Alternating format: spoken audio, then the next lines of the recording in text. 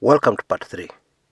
Now, if you're just catching up with us in this video, you can easily get the first 2 parts in the description area of this video below.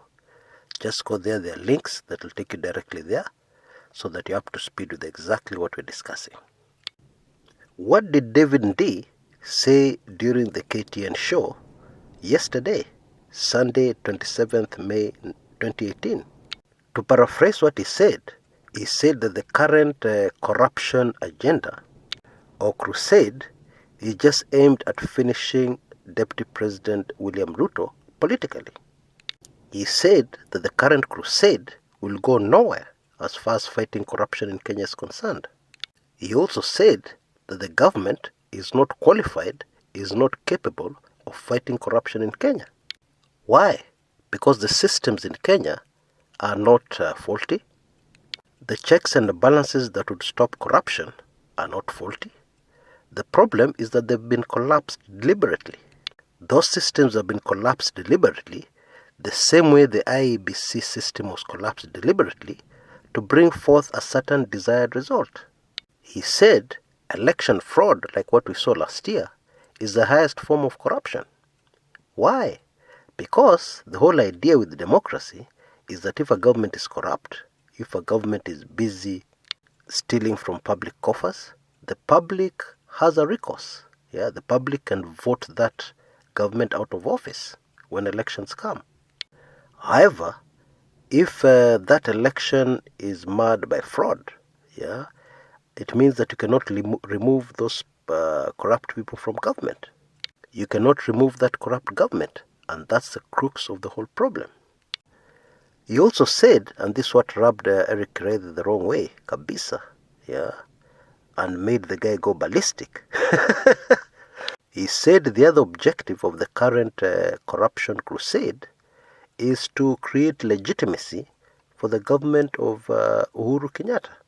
To create legitimacy after the massive fraud we saw in the elections last year.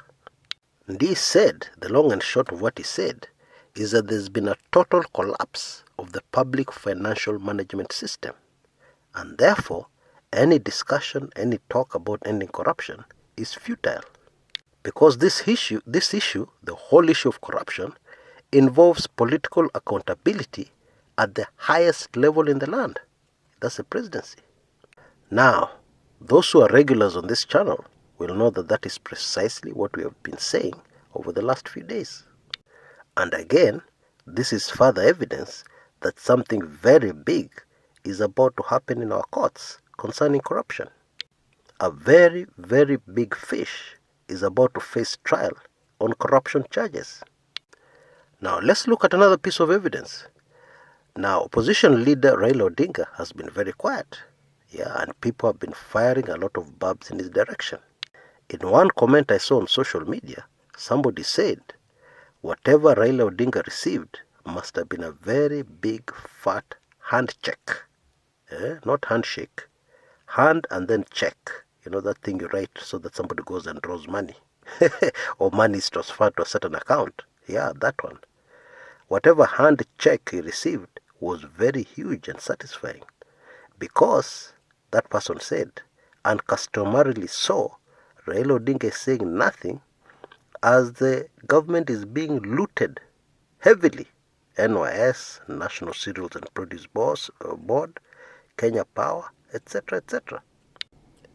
Now what we know is that Raila Odinga has stuck to the handshake, and he broke his silence on Saturday at the funeral of Wycliffe Oparanya's mother-in-law. Wycliffe Oparanya, of course, is the governor of Kakamega. And his mother-in-law's funeral was in Busia, where Raila spoke. And Raila said the following. He said that the current crusade against corruption will yield positive results. Now, what that means is that the results the current crusade will yield will be something that will satisfy the public. And right now we know the only thing that can satisfy the public, that actually something is being done about corruption, is if a very, very big fish appears in court, is prosecuted and successfully convicted of corruption and goes to jail. That will make Kenyans very happy. Yeah. So that's exactly what Raila means by positive results. And obviously, that will revive faith in Raila Odinga and the controversial handshake he had with Uhuru Kenyatta. Now, based on all that evidence, I think you'll agree with me that I am right in saying that we are about to see a very, very huge fish being captured, if I can put it like that. Now, meanwhile, in the Rift Valley, there are things which are happening. The planned meeting for today, we wait to see what will happen. We wait to see, indeed, even if the meeting will take place. However, the battle lines should be of great interest to us. Now, so far, we know that in the Rift Valley, the main enemy of DP William Ruto is the Baringo Senator Gideon Moi. The battle is between Gideon Moi and William Ruto. However, what this scheduled meeting in Eldoret tells us is that there are new enemies lining up against the Deputy President. If we are to believe what Jackson Mandago, the Uasin Gishu governor, says, and indeed I'm inclined to believe, then it would seem that a new frontier of attack against DP William Ruto is being created. And this group will consist of farmers who have been shortchanged by the National Cereals and Produce Board, which has paid traders millions of shillings, while unpaid bills by genuine farmers remain unpaid.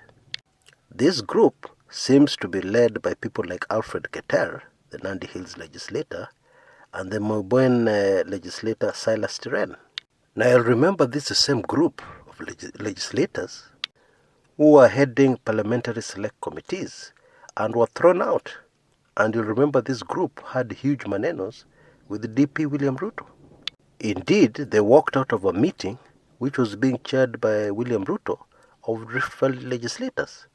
The meeting was designed to iron out the issue. And in the end, these legislators were forced out. The next thing we knew that happened is that Alfred Keter lost his parliamentary seat through a petition against him. Now he has appealed that decision, and is still in court. And so I cannot make certain comments about it because that would be contempt of court. So let us wait and see what happens. So the writing should clearly be on the wall. It seems that somebody somewhere wants to remove William Ruto from the political equation in Kenya. Now there's another possibility I want us to take into account. It is possible to prosecute people close to DP William Ruto, leave him out of any prosecution, but still manage to completely finish him politically using those prosecutions. In my view, that is the most probable thing that is going to happen. But folks, very interesting times ahead for us. Extremely interesting. Extremely fascinating. Popcorn itembe. Gosh. Until next time, this is Chris Kumekucha.